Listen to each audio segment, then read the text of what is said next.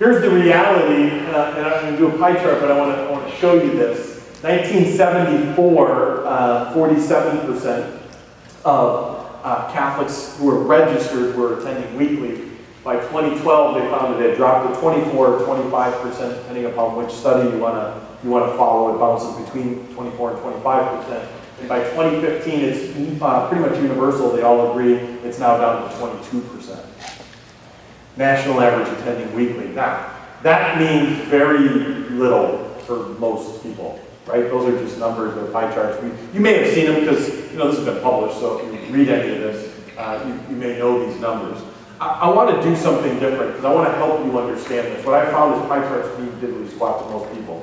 So here's what I'm going to ask you to do. I'm going to ask everybody in the room to stand for a minute. And for our camera, you'll want to watch, you'll want to view this, okay?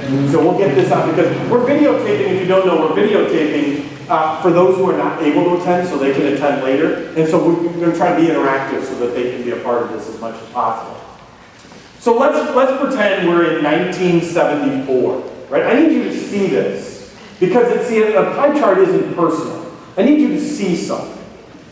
So if it's 1974, we have 47%. Because math was my least favorite subject, no offense to any math teachers in the room. I hated math. Would we agree, can we go with 50%? Are we okay with that? We're in agreement? Let's be positive, right? We're at the good church that has 50%, right? So if we do 50%, I am literally going to break this down. I'm going to have you be on this side, these tables, you're going to be on this side. Would we agree that if we actually go on an angle, is this roughly 50-50? Maybe a hair more on this side, actually. I'm going to put this table over here. We'll leave the middle table on that side. Is that pretty close to 50-50? Are we in agreement? So everybody on this side, I'm going to have you sit down.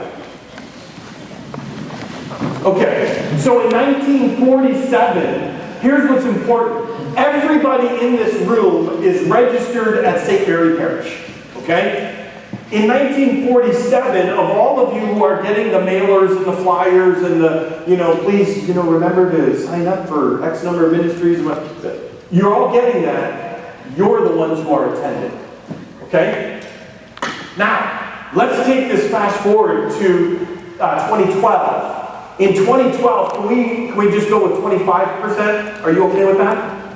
Roughly 25%? So if we go 25%, that means that 1, 2, 3, 4, 5.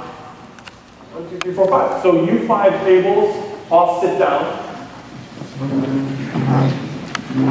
Look what just happened to the room in 2012. Now, you're still registered. It's not that you have come off the books. You're all still registered, but now this is who's attending, right? And by 23 years later, we've lost either 2 or 3%. We're teetering either way. Call it 2.5. We're almost losing 1% a year. Somebody do the math. Figure out what our lifespan is. Correct? So could we have, if we say 22%, would we agree that roughly that would mean this table would have to sit? Are we in agreement? So in 3 years, we just lost 3 more. Right now, in 2015, heading into 2016, and as we turn the corner on another year, we might have to have 1 more person sit down. This is who is actively attending our parishes, correct? It feels a little different when it's not a pie chart, but it's a person, right? Now here's what's fascinating to me. You are the ones who are coming. You're paying, you're volunteering, you're the ones running all the lunches and the dinners and the ministries and the Knights of Columbus and all this stuff. And it's these people who are volunteering for everything, right? And it's these people who, for the most part, in truth it's not all of these people, it's a smaller subset, but either way, it's these people who are paying for everything at the church, correct? All of you are still on the books. Here's what's fascinating to me. You have consciously asked to stay on the books. Whether your parish has asked you if you want to or not. Here's why we know this. Human behavior. You could at any point, and some people do, You could at any point call the parish and say, I don't even go to the church anymore, I'm no longer active, you can take us off the list. Because they're tired of getting that stuff. Just like you do with the email. Many of you have gone to electronic, and yet they don't ask to be taken off your mailing list. For whatever reason. By the way, that's your door. That's your door. And we got to figure out a way to walk through it. When you look at all the ministries, your 40, 50, whatever number of ministries you have going on at your parish, who are they targeting? This group or that group? That group. And all the ministries, all the Bible studies, who are they targeting? That group. Is that group growing or shrinking? Seems to me, logic, we got to figure out a way to, first of all, stop getting people to sit. Right? Because that would be a win. Right? I mean, truthfully, if we could at least plug the hole, that's a win. In 1 year, if we could just not lose people, that's actually a win, right? And then how do we start getting people to stand back up here? But how do you do that in a current system that is designed? You're all doing your calendars and your budgets now, and most people, when they do their calendars and the budgets, they take last year's calendar and last year's budget, which is based upon what these people want, and based upon what these people like, and they keep saying, let's do it again, we got to do it again, because we know that the parish picnic is always the third Sunday in June, and we have to do it. And not only is it the third Sunday in June, but that the little skee ball thing always goes in that corner of the parking lot, right? Right? And when we make our budgets and our calendars, and when we do our parish surveys, who are we asking? That group. And when we ask the parish, we're going to do a parish renewal, right? Someone just said, we're in the middle of a year's renewal, right? We're going to do a parish renewal. So we're going to invite everybody to come together. We love our parish. We're going to get together. Who shows up? That group. When we ask them, what's the first question we always ask? And by the way, don't ever invite me to your parish if you ask this question, because I'm going to nail you on it. It's the worst question you can ever ask, and I'm about to tell you why. What's the first question we ask this group when we get them all together in a room and we want to do a parish revival? 98% of all parishes, the first question they ask is what? Are you registered? Well, not when they come for that, but that's the first question we ask people, period, is are you registered? Right? But we get them together in a room, right? We're going to save our parish, right? We're going to go get the people out. What's the first question? We're going to have a survey. You've got a survey, right? What's the first question we're going to ask them? Come on, you've all asked this question. The men can be asked how old they are. You don't ask the women that. But no, come on. Isn't the first question that we always ask, what do you like about your parish? Right? Tell me, what do we do good? We're going to do great. Woo! We might as well just have cheerleaders jumping up and down. Woo! Yeah, we love our parish. Right? Tell me, what do we love about our parish? Who are you asking? What do you think their answer is going to be? Everything we're currently doing. Guess why? Because that's why I'm coming.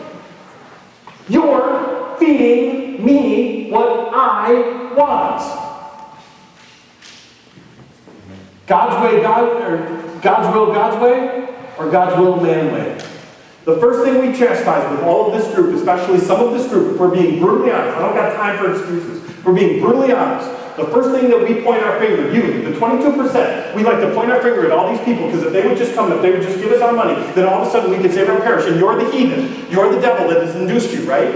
And some of you are going off to these mega churches, and you should be at our church, but you're not. You've been induced by Satan, and now you're going over there. And you know what you never asked? You never asked why they left. And you never asked what they need. And we point to them and say, they just want to be entertained. They go there to be, you know what? I've talked to thousands of people who have gone to those churches. I have yet to ever have. So I went because I just wanted to be entertained. I love the music. That's why nobody says that. You think, this group thinks that's why they're going. And it's wrong and it's a lie. This group gathers in a room, asks themselves, what do we love about our parish? What do we do well here? What could we improve? And usually our improvements are real small segments of well, what we could improve is if more of these people would come. Right? That's what we come up with. I know because I've done hundreds of these. And they all say the same thing in different ways. What we can improve, we need to improve, we need to get more people to come to church. Right? So what I'm saying is, I'm going to come join your fraternity here. We should have t-shirts. We're the real Catholics. Right? What we need to do better, we need some of you heathens to come here with us. Because if you would come with us, then we would be doing better. For who? For you or for them? And if we're really being truthful, I actually really don't care what you guys think for our parish. I just need you to contribute with your envelope. And I'll tell you why I know that to be true in a second. When we did the surveys, we asked this group, what do you love about your parish? What does this group say? We love everything that we're doing. We have the best music, we have the best preaching, we have the best youth programs, we love everything. We have the best picnic. Oh my God, I've been to so many of these picnics, they're horrible. But you love them. But here's why you love them. Because you almost always hit your target as a fundraising goal. And you know what the picnic has become? The picnic is not about evangelization. And I know this to be true because I've been to many of them. It has nothing to do, it has zero to do with evangelization. You're lying to yourself if it does. Because the emphasis is placed on the raffle. The picnic has nothing to do with uniting the parish. It has everything to do with making money. And without ever realizing, without ever seeing how Satan was inducing some of us on the inside, we have fallen in love with the money more than we've fallen in love with the people. It has become about survival, not about mission. Make sense? How many people love this? When you see does it hurt? Are you bothered by this? And here's the good news though in all this. I don't say this to chat, I want to start with the truth, because there is a solution, by the way. I'm not worried about the church, I'm really not. I think we're fine. I know what the numbers say, I get this. I'm not worried about the church. First of all, I've read the book, I know who wins. But second of all, I do see things changing. I really do. Traveling around the country, there's something happening. The Spirit, I don't know what it is yet, but the Spirit is absolutely doing something. And I do see things changing.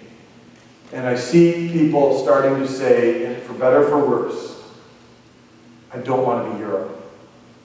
And I do think that's authentic. I think that's authentic. They have seen the church in Europe basically fall completely apart. And we don't want to be there. And while we're still arguing about the right way to do it, which is fine, at least we're arguing now. At least we're having a conversation now. At least we're trying new approaches. At least we're gathering. This I share with them. At least we're getting everybody in the same room together now. We never used to do. 5 years ago, this would never have happened. This would never have happened 5 years ago. Now it's happening in dioceses all over the country. Praise God for that.